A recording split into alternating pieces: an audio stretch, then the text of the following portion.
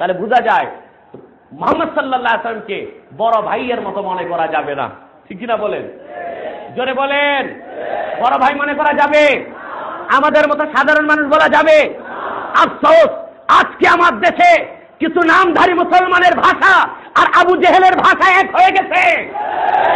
বিশ্বনবীকে আমাদের মতো মানুষ বলে থাকে, বেশক মুহাম্মদ সাল্লাল্লাহু আলাইহি ওয়াসাল্লাম মানুষ ছিলেন, তাই বলে আল্লাহর নবীকে আমাদের মতো সাধারণ মানুষ বলা কোন মুসলমানের মুখে শোভা পেতে পারে না।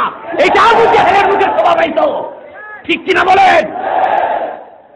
ভাইয়েরা আমার, বন্ধুরা আমার, আজকে জিহাদের ডাক দিয়েছেন, বাইরে জিহাদ করবেন না ভিতরে জিহাদ করবেন? কোথায়? আজকে নিজেরাই তো রসুলের বিরুদ্ধে অবস্থান নিচ্ছেন। রসুলের সামনে বেয়াদবি করেন, রসুলকে নিজের মতো মানুষ মনে করেন। বেশক রসুল মানুষ ছিলেন, আমার তোমার মতো মানুষ না। রসুল ছিলেন এমন মানুষ যিনি সমস্ত নবীদের নবী ছিলেন। আল্লাহ যাকে সৃষ্টি না করলে আকাশ ও জমিন সৃষ্টি করতেন না, ঠিক কিনা বলেন? শুধুমাত্র কোরআনের একটা আয়াত পড়লে হবে না, হাদিস কই রাখবা?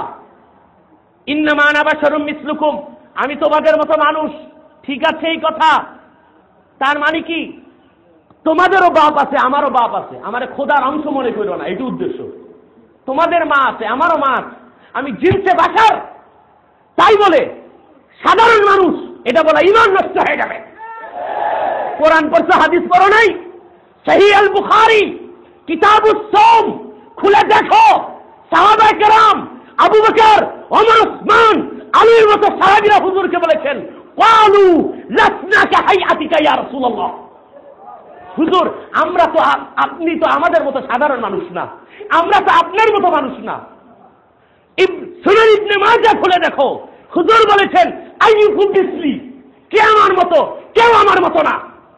হুজুরের ঘাম থেকে মিস্কের ঘ্রাণ আসতো, হুজুরের কোনো ছায়া ছিল না। ফতোয়া শামী জিলদে আউয়াল কিতাবুত তাহারাত খুলে দেখো, ইন্না বাউলা রাসূলিল্লাহ সাল্লাল্লাহু আলাইহি ওয়াসাল্লাম তাহির, ইজমাই উম্মত, হুজুরের পেশাব ছিল জমজমের মতো পাক। হুজুরকে বড় ভাই মনে করো, হুজুর সাধারণ মানুষ, কশিন কালো তা হতে পারে না। তিনি মানুষ ছিলেন, ওনার কোনো তুলনা নাই। ওনার ক্ষেত্রে একটা কথাই চলবে, বাদে আজ খোদা বুজুর্গ খাওভি কেসা মুক্তাখা, খোদার পরে হে রাসূল তুমি সবচেয়ে মর্যাদাবান, কথা শেষ, ঠিক কিনা বলেন? আজকে ইহুদি খ্রিস্টানদের প্রশিক্ষণ প্রাপ্ত ঈমান বিধ্বস্ত কিছু লোক ময়দানে নেমেছে, যারা ভিতর থেকে মুসলিম সমাজকে বিভক্ত করে টুকরা টুকরা করে দিতে চায়। তাদেরকে বুকের তাজা রক্ত ঢেলে দিয়েও প্রতিরোধ করতে হবে।